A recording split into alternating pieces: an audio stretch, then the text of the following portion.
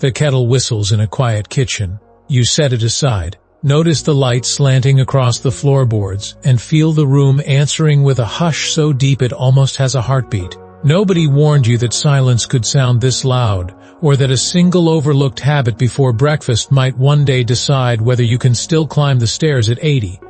Keep that thought, we'll return to it when the moment is right. Aging alone is a landscape of contrasts. Sunlit clearings, sudden drop-offs, and paths nobody mapped for you.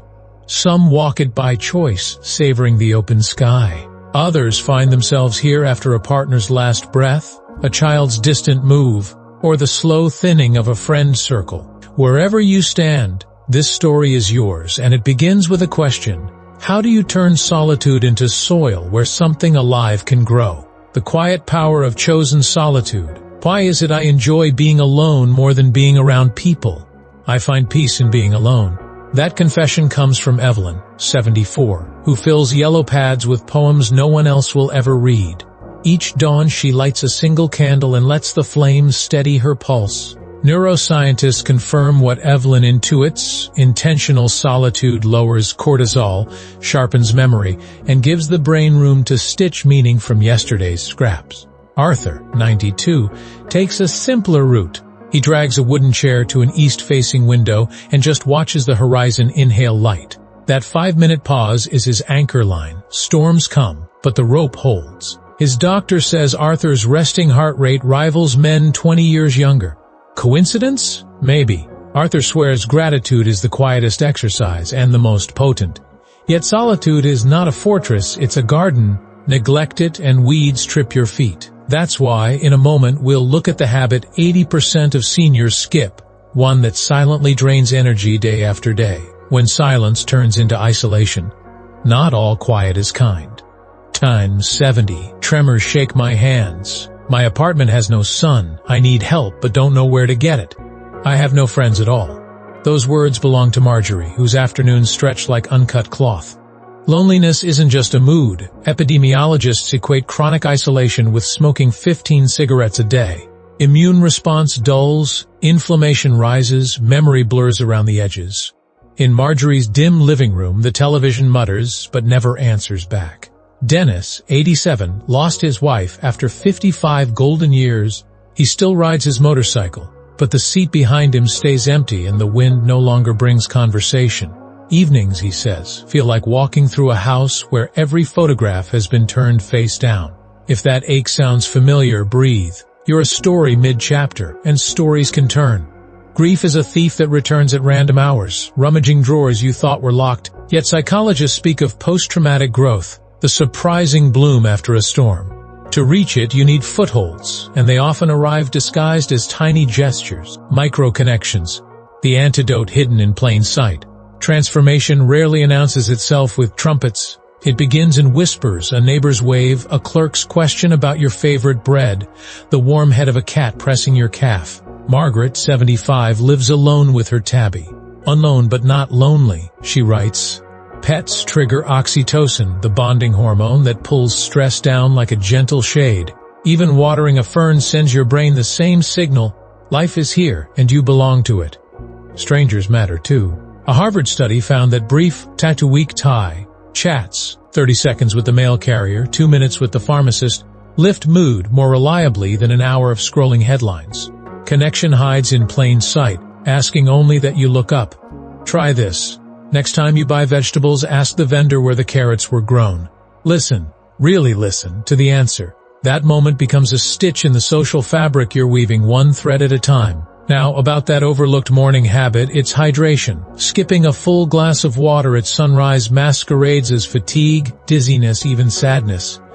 Dehydration shrinks brain tissue, cognition fogs. Fill the glass and you gift yourself clarity to notice opportunity when it knocks, softly, like most good things do. Routines that reinforce resilience. Movement is the next pillar. Gentle stretches before the kettle sings, wake joints, circulate blood, and sharpen balance. Ignore them and stiffness becomes a landlord collecting pain as rent. Dennis, the widower on the motorcycle, begins every ride with slow Tai Chi on the driveway. Solitude gives me peace, he says. But ritual gives me strength. Spiritual anchors help too. Clara, 79, keeps her house running on faith and elbow grease. She recites a psalm while sweeping the porch, turning a chore into meditation. Prayer, mindful breathing, a favorite hymn. The label doesn't matter, the tether does. Keep a de-contact cup on the kitchen table. Each time you speak with someone, drop in a dried bean. Aim for 3 beans by sunset. Physical proof that you reached beyond your walls can be the nudge that keeps tomorrow's door open. Technology offers bridges, virtual book clubs that mail handwritten notes, quilting circles that donate blankets to hospitals, gardening forums swapping seeds by post. Choose spaces that uplift, then translate digital warmth into real-world action whenever you can. Turning the page from solitude to sovereignty. Picture tomorrow morning. Before your feet find the floor, name one act of connection you'll pursue: a phone call, a shared crossword in the park, leaving a jar of jam on a neighbor's step with a note. Thought you might like something sweet. Tiny gestures echo. Sociologists call them micro-affirmations. They build a buffer against darker hours. If nights still grow heavy, remember Eleanor, who lost her dog Reba. She began volunteering at an animal shelter once a week, holding puppies while staff cleaned cages. Their hearts beat fast against my palm, she says, and I borrowed their pulse until I found my own again. Service, it turns out, is a mirror. Help another creature stand and you see your own spine straighten. Beware endless screens. Passive viewing numbs the mind but never feeds it. Opt for active consumption. Documentaries that spark debate. Audiobooks that nudge imagination. Music that makes your foot tap. Movement, physical or mental, keeps inner corridors lit. Independence after 75 erodes, not in catastrophes but in the drip of hesitation. Postponing groceries, ignoring a loose step, delaying the doctor's call. Each small delay trains muscles and mind to sit when they should stand. Act quickly on small things. Momentum is a pension that pays out in mobility. The science behind connection and longevity. Former U.S. Surgeon General Vivek Murthy calls loneliness an epidemic. A meta-analysis covering 148 studies and over 300,000 participants found that strong social relationships improve survival odds by 50%, more than quitting smoking or beating obesity. Connection isn't a luxury, it's a vital sign. Even brief contact alters biology. A handshake boosts serotonin, a shared laugh releases endorphins that dull pain receptors. Each interaction is a vitamin, tiny, daily, essential. Variety matters: family, friends, neighbors, even the barista who remembers your order. How to restock the shelf if it's been empty a while. Start with interest stacking. Choose one curiosity: gardening, local history, birdwatching, and find the nearest club, online or off. Interest stacks offer 2 gifts: a reason to leave the house and a script for conversation. Navigating practical hurdles. Transportation often shrinks with age. If driving feels risky, don't surrender your map, redraw it. Many cities run senior ride programs, libraries and faith centers post car share boards. Pride may whisper, don't ask. Answer back, I'm offering company in return. Finances pose another wall, yet museums host free days. Libraries run discussion groups. Parks hold dawn walking circles where the only fee is a smile. The real currency is presence. Technology can frustrate, but it can liberate. Voice-activated assistants set medication reminders, magnify text, and place calls without a button press. High schoolers often tutor seniors for service hours. Let youth bridge the gap. Crafting a home that heals, not hurts. Environment shapes emotion. Open blinds each morning. Sunlight cues circadian rhythm, lifting mood and sharpening focus. Mirrors bounce light into corners. A brighter room feels inhabited even when you're the only heartbeat in it. Bring nature indoors. A basil pot offers scent, color, and the joy of trimming leaves for soup. Indoor gardening lowers blood pressure within minutes. If soil is impractical, try an aquarium. Watching fish glide reduces anxiety by up to 12%. Sound matters. Curate a playlist spanning your decades. The song from your first dance, the anthem at graduation, the lullaby you once sang to a newborn now grown. Music knits time, reminding you the present is stitched to a vibrant past. Emotional first aid. What to do on the hard days. Storms will come, and some arrive without warning. The doctor's voicemail, the creak in the hip that wasn't there yesterday, the sudden realization that the house has been quiet for hours. Low days are normal. They do not mean you're failing at solitude. They simply ask for a different toolkit, and the first tool is the rule of 3. Name the feeling, saying, "And I am lonely," "Son, I am afraid," or "Son, I am angry." Engages the brain's control panel and dims the amygdala's alarm bells. Spoken aloud, even in an empty room, emotions lose their power to sprawl unchecked. Take one immediate action. It must be doable within 10 minutes. Open the curtains, brew mint tea, play your favorite Sam Cooke record, or dial Grace's number even if you think she's busy. Action interrupts rumination. Motion, of muscles or mind, signals the nervous system that you are not stuck. State a lasting truth. Remind yourself, "Sin, I have survived harder hours," or "This feeling will pass like every storm before it." Neuroscientists call this cognitive reappraisal. Elders call it wisdom. Either way, it steadies the keel. Pair the rule of 3 with a comfort kit you prepare on a good day. A printed poem, lavender oil, the phone numbers of 2 friends and 1 helpline in large print, a playlist titled For Rainy Afternoons, and a small notebook labeled Reasons to Stay. Keep it in the drawer nearest your favorite chair so hope is within reach before despair can settle.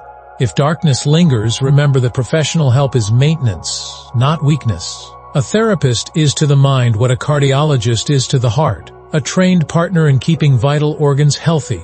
Community clinics host free counseling days. Hospitals run senior-only support groups where the coffee is strong and the judgment weak. Teletherapy now works on landline phones. No computer required. So help can travel to you like a friendly voice through the wire. And if talking feels daunting, try creative expression therapy. Painting, journaling, or singing in a community choir releases oxytocin and lowers cortisol. Art is simply emotion in motion, and motion heals. Legacy, turning experience into light for others. Your life is a library whose shelves sag under stories younger generations can't borrow anywhere else.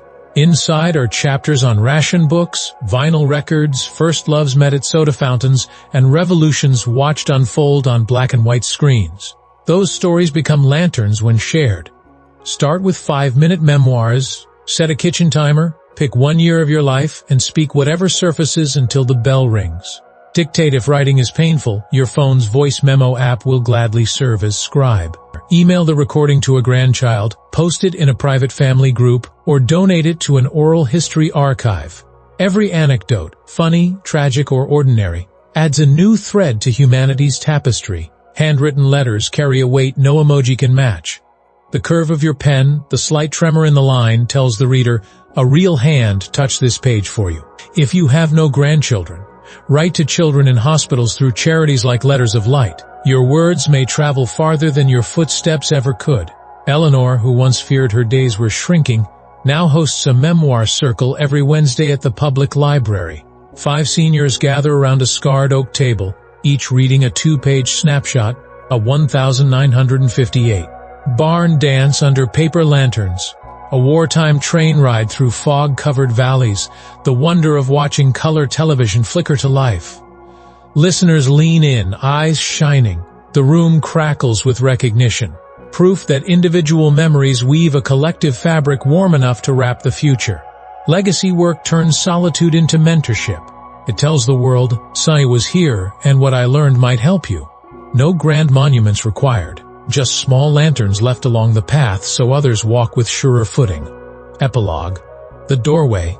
We have traveled far together, through dawn rituals and midnight doubts, through routines that anchor and gestures that lift. If solitude is a vast house, you have opened many rooms, the quiet study of reflection, the lively kitchen of connection, the workshop where legacy is carved. Now you stand at a threshold, hand on the knob of tomorrow. Morning awaits. Let the kettle sing while you loosen your shoulders in slow circles. Pour that first glass of water, the one that wakes every cell, and feel sunlight claim a corner of the room like an old friend slipping through the curtains. Then act. Greet the mail carrier by name, compliment the gardener next door, dial the friend you've been meaning to call, or walk to the park just to feel the breeze reorganize your thoughts. Before nightfall, drop a bean into the contact cup as proof that the world still reaches back when you extend a hand. Independence is not the absence of need, it is the presence of movement. If a shadow crosses the threshold, meet it with the rule of 3. If the past taps your shoulder, invite it in for tea. Write down its lesson and gift the story forward. And when evening settles, sit in the hush you once feared, listening for the faint but steady hum that connects your heart to millions of others beating in the dark. That hum says, we are alone. Together. Close the day with gratitude. As you dim the lights, whisper, I am still writing my story. Tomorrow the path will be waiting, and so will we. Each of us walking our own stretch, alone yet united in the grand, quiet symphony of a world that still has room for our voices. Remember, momentum is built one deliberate choice at a time. Your life's rhythm might feel slower now, but a slow song can still move souls. Let each day be a verse, each gesture a note, and each shared memory a chorus others will someday hum when they need courage.